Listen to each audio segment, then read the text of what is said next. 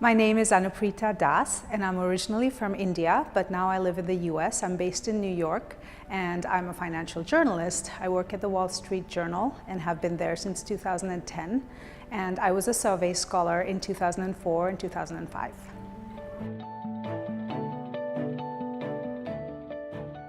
In 2004, I was looking around for a way to expand my horizons, so to speak. It had been 10 years since I had had my last international experience, where I was in a high school setting with kids from 75 different countries, and that experience really has informed my life ever since.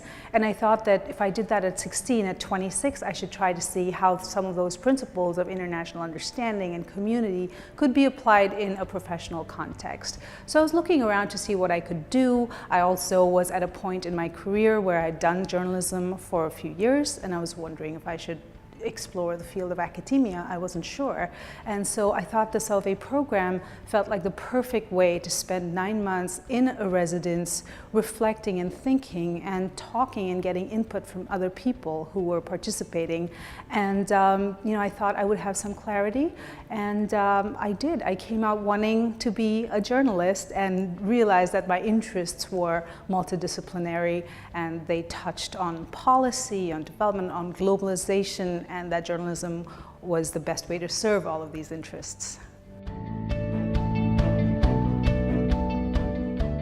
All of these different experiences, and that I could never have imagined. Even if I traveled to all of these countries, I would never have access to the minds of others in the way that I did here. So it was rich and fulfilling, and I think can't be replicated anywhere else.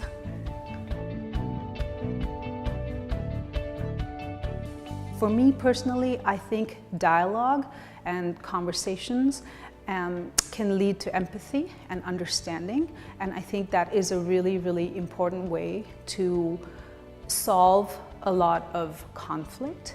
I think it requires patience. I think it requires recognizing that we are the same while respecting differences, and that can only happen when you have people who are at the beginning of their careers or maybe mid-career but still have a lot of years ahead of them, understand that and make it a part of their DNA. Like, this is how they see the world. And I think the fact that the foundation supports that and is actually doing more to encourage it and to go deeper into it is going to produce results. And the challenge with all of this is always that it's hard to measure. A lot of this is qualitative, a lot of this is personal enrichment, but I think if you're building more empathetic people, the rewards, even if they're not immediately quantifiable, will eventually lead to a better world, we'll have a network of global leaders, and people who can talk to, say I'm in Pakistan and I have a situation, I can tap into someone from Israel. Because many of the problems that we face are the same. The contexts may be different,